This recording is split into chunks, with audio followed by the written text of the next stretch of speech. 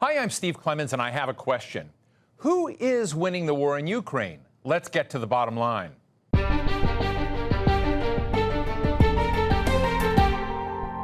The Ukraine war is no ordinary territorial dispute between neighbors. As a wise man said recently, this is going to shape the rest of the 21st century. If Russia loses or doesn't get what it wants, it's going to be a different Russia afterward. And if Russia wins, it's going to be a different Europe afterward. The stakes really couldn't be higher. So what's going on in Vladimir Putin's mind right now? Western media paint him as a leader forced into a corner, facing military setbacks and getting more and more frustrated and desperate.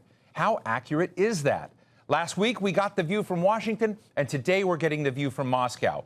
We're talking with Andrey Kortunov, the Director General of the Russian International Affairs Council. He's one of the country's leading experts in Russian foreign policy and international relations. Andrey, it's great to be with you and talking with you right now on such a sober issue. Let me just ask you, from our perceptions in Washington, and one of the things I want to get into today is how what we're seeing in Washington or think we're seeing in Washington may in fact not align with how things look from Moscow. But as we've seen a new phase in the conflict between Russia and Ukraine basically develop now, what is the dashboard from your perspective in Moscow? Well, I think that it would be fair to say that there have been two major developments recently. The first one was, of course, the decision of the president, confirmed by the Russian parliament, to incorporate the 4 Ukrainian regions into the Russian Federation. And the second one was to launch this partial mobilization, which is an indicator that the special military operation needs some kind of adjustments, that it doesn't bring the results that the Russian leadership was anticipating to get. So I think that these two developments will have at least 3 major implications for the situation in this conflict. First of all, I think it's now fair to say that any political settlement between Russia and Ukraine is ruled out, at least for the foreseeable future, because you cannot imagine a Ukrainian leadership willing to agree to a major loss of its territory, especially now when Ukraine allegedly has the strategic initiative. It doesn't mean that we will have no negotiations between Russia and Ukraine. There might be negotiations on technical, situational issues. So for instance, some agreements on prisoners exchange. There might be extensions of the grain deal, because this grain deal expires in November. It has to be extended further. There might be some consultations on the safety of the Zaporizhia nuclear power plant, maybe some other agreements. But I don't think that the Ukrainian side is ready or willing to get back to discuss a political settlement with President Putin. And this is what President Zelensky has already stated quite clearly, that he is ready to negotiate with Russia, but not with Putin. So that's the first implication of what has happened. The second implication is that given the fact that Russia has announced this partial mobilization, and the odds are that in a couple of weeks from now, maybe in a month, maybe in 2 months from now, there'll be major reinforcements getting to the front line. It would be logical for Ukraine to try to use the window of opportunity that they still have in order to make as significant advances on the ground as possible. And this is what we already see within a couple of days. Ukrainians were trying to push hard, both in Donbass and in the south. The messages that we get here are mixed. Of course, the Russian military command claims that most of the Ukrainian counteroffensives failed, but this is yet to be seen. But it's clear that we will see, unfortunately, another cycle of escalation, and we don't know how long this cycle of escalation will last for. And finally, I think that definitely Ukraine will try to use these decisions by the Kremlin in order to seek more support from the West. And the Ukrainian leadership has already made a pitch to join NATO. I think this pitch met a mixed reaction in the West, but nevertheless, they expect to get more military assistance, more intelligence support, more support in training of personnel, and more economic support.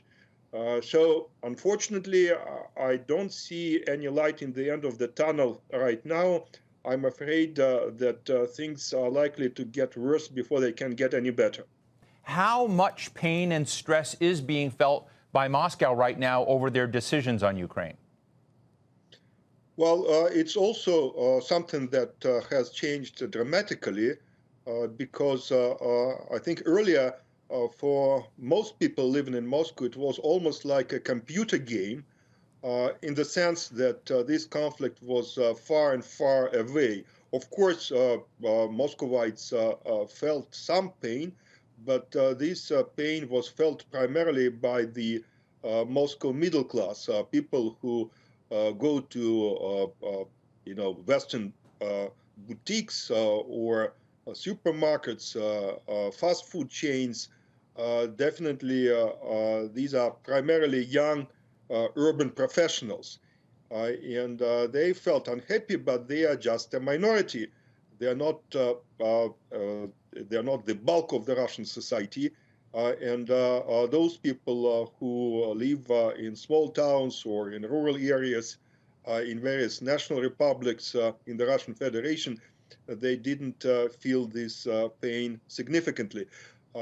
Primarily because they do not consume foreign-made goods, they don't go shopping to Western-type malls. And now, of course, it is different because this partial mobilization is something that affects all the regions, and it can affect any family in the country. Not surprisingly, we saw so many people who tried to leave the country. We don't know how many of them, but clearly these are large numbers, maybe hundreds of thousands of people trying to escape this mobilization. Again, I don't think that that constitutes an immediate challenge to the Russian leadership, but definitely this is something that the leadership should keep in mind while planning other actions that might lead to further escalation.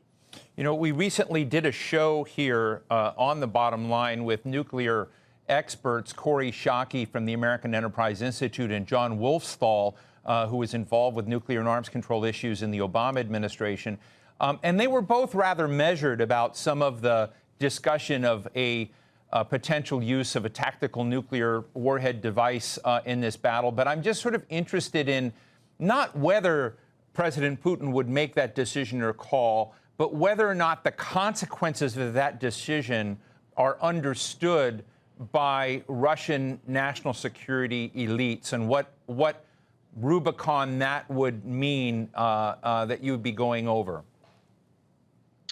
Well, this is one of the issues which really concern me a lot because I cannot describe what's going on in the Kremlin. I do not know, but I observe that in the public discourse, there is more and more intention, or at least readiness, to accept a nuclear war. They say that well, you know, nuclear war is bad, but if it is controlled, if we are talking about the use of tactical, low-yield nuclear weapons, probably this is not the end of the world, and this is something which is affordable. I consider such discussions and such positions to be very dangerous. Because, of course, once you embark on this road, it is extremely difficult to stop, even if it is low yield, even if it is just a demonstration use of nuclear weapons somewhere in the Black Sea region or in the Baltic Sea region. But it might lead to an inadvertent escalation. And of course, in the end of the day, it might lead to a strategic nuclear exchange with all the implications that this exchange might bring. So it is dangerous. I think that, of course, it is also clear that all nuclear powers preserve a degree of ambiguity about their nuclear strategies. You do not want to be too explicit about the circumstances under which you might be ready to use nuclear weapons. But I think that it would be in everybody's interest to just exclude the nuclear dimension from this conflict. And I think that any use of nuclear weapons in this conflict will be detrimental to everybody engaged. So that should be avoided. And I think that everybody should reconfirm the statement that was made earlier this year, I think in January, by the permanent members of the United Nations Security Council, that you cannot win in a nuclear war, and that's why you should not start a nuclear war. One of the interests that I think a lot of us have in the West that are watching this is to say, how did we get here? Why did Russia invade Ukraine? What was essentially the driver of this moment? Is there a perception that flirting with Ukraine with regards to NATO helped draw Russia into its next Vietnam? Well, I think that the official narrative here is that it is not really a war between Russia and Ukraine. It's a conflict between Russia and the West. Many officials in this city argue that Ukraine is not an independent actor. Ukraine exists on a life support system provided by the West. And the perception is that Ukraine would have been defeated, would have capitulated a long time ago, if not for the Western assistance.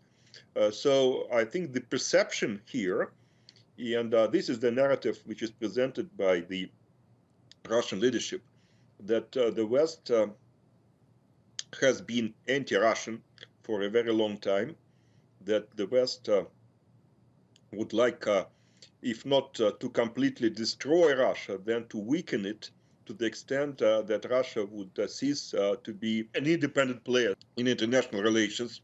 And Ukraine is just a tool in the capable hands of Western politicians. So this is the narrative which is presented by the Russian leadership. Do you still agree with that, that essentially what we're seeing now are the aftershocks of many decades later of that Soviet empire, that Soviet space still coming undone? Yeah, thank you for reminding me of my paper. Indeed, I made a point, and I still believe that de facto, the Soviet Union did not disintegrate back in 1991, because though the 15 constituent republics declared their independence and started working on their statehoods, but it was a very long and precarious process. And for a long period of time, the former bits and pieces of the Soviet Union stayed together in terms of the economic transportation infrastructure, in terms of logistics, in terms of the perceptions and mentality. Only gradually we saw a real disengagement. And that's why it was so easy to dissolve the Soviet Union. Nobody really cared that much about these decisions, because many people thought that nothing would change, that they would simply, state this independence and life would go on. But gradually we've observed that various countries have developed very different development trajectories.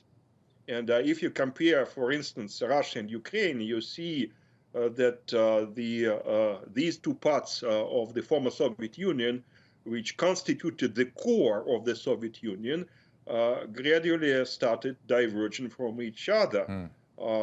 maybe it was because they inherited different legacies of the Soviet Union, maybe because they got different leaders, but definitely Ukraine was moving in the direction of Western liberal models, not always consistently, with some setbacks. And even now, Ukraine can hardly be qualified as a mature democracy. But Russia started moving away from liberal models, and we've seen a very clear strategic disengagement between Russia and Ukraine, which of course contributed a lot to this conflict.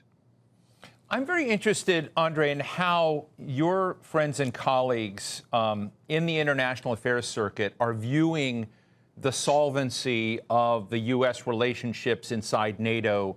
You know, you and I have attended some of the same conferences. We see, you know, kind of celebration, if you will, of NATO again in light of responding after Russia's invasion of Ukraine. But at the same time, under their breath, those leaders in Europe will say, we saw January 6th. Things were different under President Trump. We know that America is not as dependable an ally as it once might have been. At least that's their calculation. And I'm interested in whether that is seen as an opportunity in Moscow or a sign of crumbling American influence as compared to ascending American influence.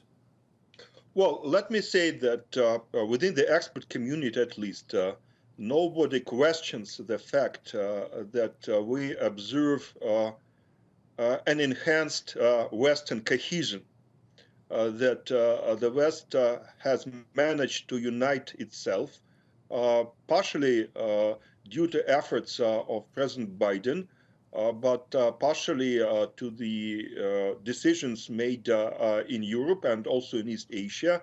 And the main discussion that we have here is about whether this new cohesion is situational, something which was triggered primarily by Russia's actions in Ukraine, and something which is limited to Russia only, something that might end if the conflict is resolved or if the conflict is frozen, or rather we should look at this cohesion as a strategic shift, something that will go beyond Russia, something which will affect Western attitudes to China, to the global South, and something that would last for at least a couple of years.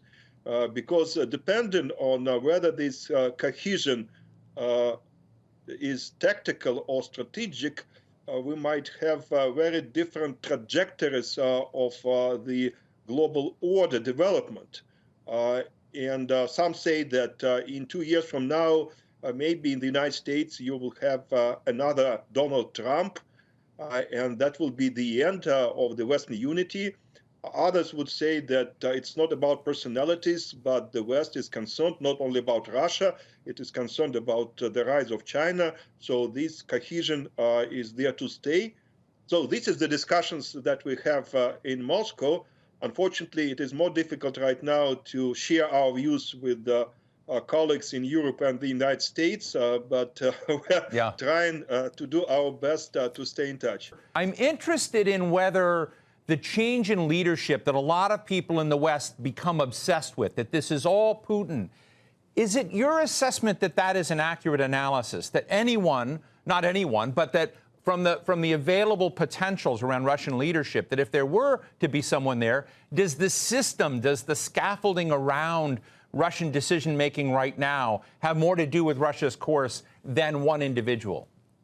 Though personalities do matter, I don't think that we should limit the problems between Russia and the West to personalities only. I think, unfortunately, they are more serious than just issues of particular leaders.